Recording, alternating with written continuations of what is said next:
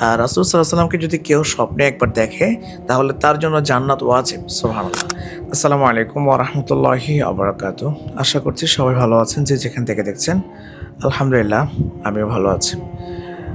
অনেকে আমাকে ইনবক্সে মেসেজ দিয়েছেন যে হুজুর রবিউল আউয়াল মাস নিয়ে একটু কিছু বলেন, যে বিষয়গুলো আমরা আ জানার জন্য অনেকটাই আগ্রহ আমাদের। বিশেষ করে একজন ভাই প্রশ্ন করেছেন যে রবিউল আউয়াল মাসে বিশেষ কোনো আমল আছে কিনা? যে আমলটা কোরআন এবং হাদিসে এসেছে। আমি আপনাকে বলতে চাচ্ছি যে রবিউল আউয়াল মাস এটা হচ্ছে অবশ্যই এই মাসের একটা আলাদা একটা স্পেশালিস্ট আছে। কারণ হচ্ছে এই মাসে আল্লাহ রাসূল সাল্লাল্লাহু আলাইহি ওয়াসাল্লাম জন্মগ্রহণ করেছেন, পৃথিবীতে এসেছেন এবং এটা নিয়ে যদিও অনেক হাদিসের মতভেদ রয়েছে, অনেক উলামায়ে ফিকহগণ এটা নিয়ে মতভেদ আছে। তারপরে এই মাসের একটা অবশ্যই আলাদা একটা সম্মান আছে। কিন্তু কোরআন এবং হাদিস থেকে আমি যতটুকু পড়াশোনা করেছি, কোরআন এবং হাদিস থেকে স্পেশালি এই মাসের জন্য আলাদা কোনো আমল, আলাদা কোনো আমলের বিষয়টা পাওয়া যায়নি। তাই আমাদের শুধু বিশ্বনবীকে অনুসরণ করার জন্য, বিশ্বনবীকে ইয়ে করার জন্য শুধু এই মাস হবে কেন? তারপর আরেকজন ভাই লিখেছেন যে ১২ তারিখে কি মহানবী সাল্লাল্লাহু আলাইহি ওয়াসাল্লামের জন্ম তারিখটা এবং মৃত্যুবার্ষিকী, এই বিষয়টা নিয়েও অনেক মতভেদ রয়েছে যে ১২ তারিখ মহানবী সাল্লাল্লাহু আলাইহি ওয়াসাল্লামের জন্ম তারিখ নিয়ে যেমন খুবই শক্ত এবং সত্য মতভেদ আছে, ঠিক তেমনই আরও অন্যান্য অনেক আছে যেটা ১২ তারিখ না অন্যান্য তারিখেও সেটাও খুব শক্ত জোরালোভাবে সে মত পাওয়া যায়। আরেকজন লিখেছেন রাসূলের প্রতি ভালোবাসা জন্য এ মাসে কোনো কিছু স্পেশাল আছে কিনা? জি, আমি আপনাকে বলছি, রাসূল সাল্লাল্লাহু আলাইহি ওয়াসাল্লামকে ভালোবাসার জন্য শুধু রবিউল আউয়াল মাসে কেন স্পেশালি আমরা তাকে রাসূল সাল্লাল্লাহু আলাইহি ওয়াসাল্লামকে ভালোবাসবো?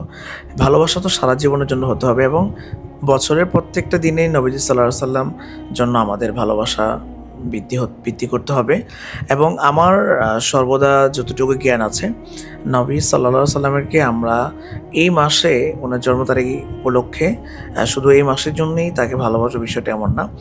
আমরা বরঞ্চ এটা করা যাবে, যেমন ওনাকে ভালোবাসার জন্য আল্লাহ তাআলা কোরআনে বলছেন, কুল ইন কুনতুম তুহিব্বুনাল্লাহ ফাত্তাবিউনি ইউহিব্বুকুমুল্লাহ ওয়া ইয়াগফির লাকুম যুনুবাকুম আল্লাহু গফুরুর রহিম। তোমরা যদি কেউ আমাকে ভালোবাসতে চাও তাহলে তোমরা ফাত্তাবিউনি, রাসূলকে অনুসরণ করো। সুবহানাল্লাহ। কোরআন আল্লাহ তাআলা এত সুন্দর করে জানিয়েছেন। তাই আমাদের রাসূল সাল্লাল্লাহু আলাইহি ওয়াসাল্লামকে ভালোবাসার জন্য কোনো দিন লাগবে না, কোনো বছর লাগবে না, কোনো মাসের তারিখ লাগবে না। আমরা সর্বদা রাসূল সাল্লাল্লাহু আলাইহি ওয়াসাল্লামকে ভালোবাসবো, তার উপরে দরুদ শরীফ পাঠ করব। তবে স্পেশালি আল্লাহ রাসূল সাল্লাল্লাহু আলাইহি ওয়াসাল্লাম কিছু দোয়া শিখিয়ে দিয়েছেন যেগুলোর মাধ্যমে আমরা দোয়া করতে পারি, যেমন আল্লাহুম্মা ইন্নী আসআলুকা হুব্বাক।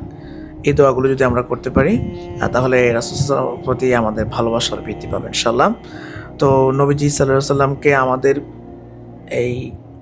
আমাদের উচিত মহানবী সাল্লাল্লাহু আলাইহি ওয়াসাল্লামকে আরও বেশি ভালোবাসার জন্য তার যেই সিরাতগুলো আছে, যে নবীজি যে জীবনের কোন জায়গায় তিনি কিভাবে চলেছেন, কিভাবে উপদেশ দিয়েছেন আমাদেরকে, আমাদের উচিত রাসূল সাল্লাল্লাহু আলাইহি ওয়াসাল্লামের এই রবিউল আউয়াল মাসে, যেহেতু তিনি এই মাসে জন্মগ্রহণ করেছেন, তো এই মাসে আমাদের বেশি বেশি করে সিরাতগুলা পড়া উচিত, নবী সাল্লাল্লাহু আলাইহি ওয়াসাল্লামের জীবনগুলো পড়া উচিত।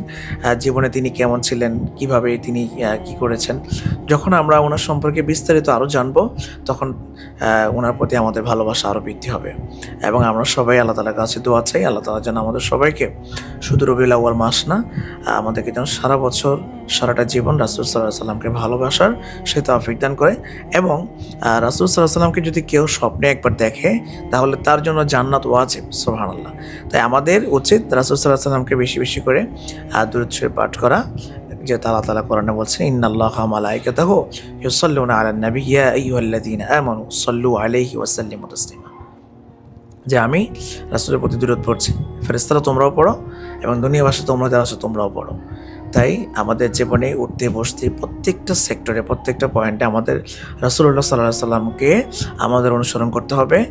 তার জীবনটাকে, আমাদের জীবনকে একই রকম রঙে রঙিনত করতে হবে। আল্লাহ তাআলা কোরআনে বলছেন সূরা বাকারার মধ্যে ১ নম্বর পারা ২০ নম্বর পৃষ্ঠায় তিনি বলছেন, সিবগাতাল্লাহ ওয়া মান আহসানু মিনাল্লাহি সিবগাতাও ওয়া নাহনু লাহু আবিদুন। সিবকাতাল্লাহ, আল্লাহর রঙে রঙান্বিত হতে হবে। তাই আসুন আমরা আমাদের জীবনে আমরা রাসূল সাল্লাল্লাহু আলাইহি ওয়াসাল্লামের প্রতি ভালোবাসা আমাদের আরও বৃদ্ধি হবে যখন আমরা তার সিরাতগুলো পড়বো, তার জীবনীগুলো পড়বো এবং আমরা আরও জানবো, আরও বুঝবো নবী সাল্লাল্লাহু আলাইহি ওয়াসাল্লামের দেওয়া যে আমাদের জন্য পথ প্রদর্শনগুলো আছে সেগুলো যেন আমরা সুন্দর করে মানতে পারি। আল্লাহ তাআলা আমাদের সবাইকে সুস্থ রাখুক, ভালো রাখুক। সবাই ভালো থাকবেন। আসসালামু আলাইকুম ওয়া রাহমাতুল্লাহি ওয়া বারাকাতুহু।